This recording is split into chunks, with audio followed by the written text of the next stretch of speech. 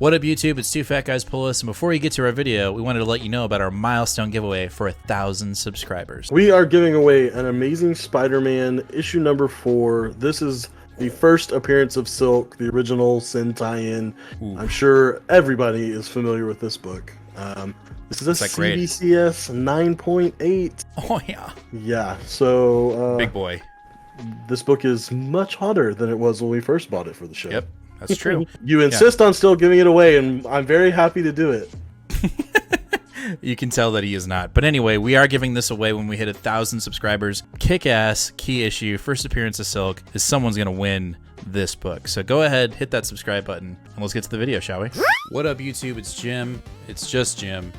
Nate is dealing with some massive internet outages and issues, and so he will not be on this new comic book day video, unfortunately. I wish he was, but his internet is just... it's just poo-poo right now. So it's just Jim for today's video, but I'm gonna talk about this week's pull list. It's a small one. There's some bangers in it, but it's a little small. It's small for comparative to what we usually have on the show.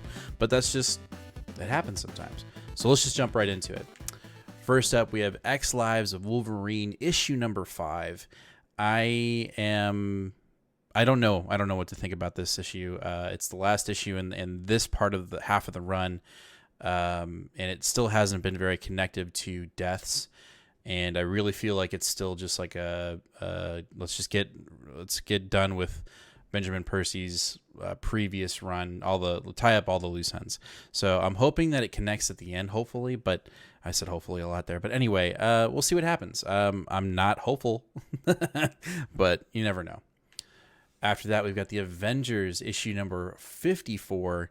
We're continuing this massive event that Aaron is doing, this multiverse event where these Deathlock time travelers are trying to save our multiverse, our universe specifically. And as the cover suggests, it looks like we're doomed and we're next. So we'll see what happens. I've been enjoying this a lot. It's been as grandiose as I think it could be in the most positive way. Whereas sometimes with Jason Aaron's previous Avengers arcs, they've been just so big and so bombastic that it's like you can't quite believe it, which sounds really stupid, but this actually feels like a Jason Aaron's Avengers event rather than just like another like quick 4-issue arc. So looking forward to it. After that, we have Eternals, the Heretic, issue number 1. It seems like Thanos is going to meet his match. We'll really see if that happens or not. These one-offs, little tie-ins to the current Eternals run have been really good, very insightful, and I've never been disappointed. I've always, when I get to it, I'm like, I don't know, but then it ends up just being kick-ass. So I'm sure this will be just as good, and we're inching closer to Judgment Day for Gillen and Aaron and everybody else in the X-Line. So we'll see. After that, we have the Reckoning War Trial of the Watcher, the only, I believe, tie-in outside of the Omega and Alphas of the Reckoning War. We're actually going to see the Trial of the Watcher. I'm excited for it. I just hope me and Nate don't eat our words when we say that we wish there were actually more tie-ins to the Reckoning War event for Dan Slott. Hopefully this gives us even more insight, and we don't eat our words in saying that there should be more tie-ins. I want to know more. I want to know more about the Reckoning War. I want to know more about what the Fantastic Four are going to do about it. I'm excited for it. Let's see what happens. We'll jump into some DC. We got Detective Comics issue 1057. This is the penultimate issue in the Arkham Tower arc. Shit really did hit the fan in the previous issue, and we'll see if it continues. I think it will. Batman is now back on the scene, so how badly has the Bat family messed up, and how badly does Bruce really need to be involved to get shit back in order? Nate loves the backup in this book. I still haven't read it. I think I'm just going to wait until this is like a collected edition and I can just read it all the way through. But he has said since the beginning of this that the backup story in this book has been fantastic. So we'll see. I'm personally digging it. I know that some people within the community are not digging this current run, but I'm digging it. I know Nate is too. All right, after that, we've got Nightwing, issue number 90. We have another kind of mini crossover here with the Flash kind of stepping in, quick little crossover, if you will, in his book. I have been digging this Nightwing run from Taylor, and I hope that it continues to just be kick-ass. The artwork has been good.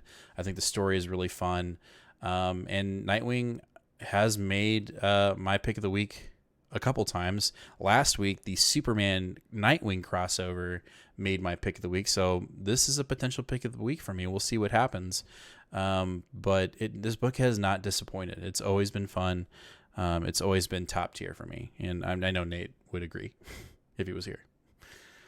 After that, we've got Green Lantern. I can't really speak for this one, but this one supposedly is a pretty big issue. John Stewart seems to be, becoming a new hero within the Green Lantern Corps. I am eagerly awaiting to see what Nate has to say about this, because the Green Lantern book, started off so high and then it kind of just trailed off. And so I'm really excited and really eager to hear what Nate has to say about this book specifically, because I was going to pick up this issue, but I'm not. So hopefully I didn't make a mistake, but I may have. We'll see. All right, after that, we've got World's Finest Batman and Superman issue number 1. I read the preview to this, and I was immediately hooked by the artwork alone, which is Moray, who was on Detective Comics, which I absolutely loved. So that right there is awesome. And then just the story and the pacing of the writing of the preview had me hooked. So I think Nate's picking this up too. I think I've convinced him to pick it up. So this will be on the show Sunday, and it will, let's see what happens. I know originally we were both kind of like, I don't know, we might stay away from this, but the preview had me hooked. DC did their job.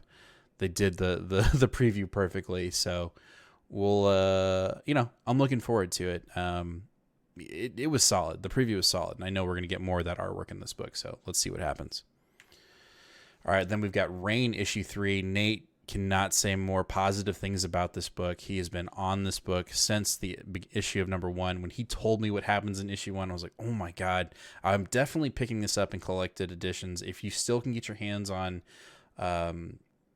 floppies, individual floppies, do it. I highly recommend it. I can't. 1 is already gone, and 2, I missed the train. So I'm going to definitely pick this up when it isn't a collected edition. But just know that this book is crazy, and every time I hear Nate talk about it, I'm just like, what? It's just every time it's just got something going crazy about it. So if you don't know the premise, essentially one day thousands of little needles rain down from the sky and start killing people. Pretty crazy. All right, next up we have the Silver Coin issue number 10, written and drawn by Michael Walsh. From my understanding, I think we're going to get a little bit more backstory, the mythos behind the coin, which we did in issue 5 when Walsh did this. This is another potential pick of the week. It's been fantastic. Silver Coin has been a, just a kind of a sleeper pick that, it just showed up out of nowhere. We started reading it. It's really good. It's creepy as hell. And the writers that are involved, including Walsh, have been knocking it out of the park. So we'll see what happens in this one. I'm sure it'll be crazy. It's going to be good. And last book of the night is What's the Furthest Place from Here, issue number 5. Again, this is another one of these books that when Nate reviews it, he can't, he says things and you're like, what?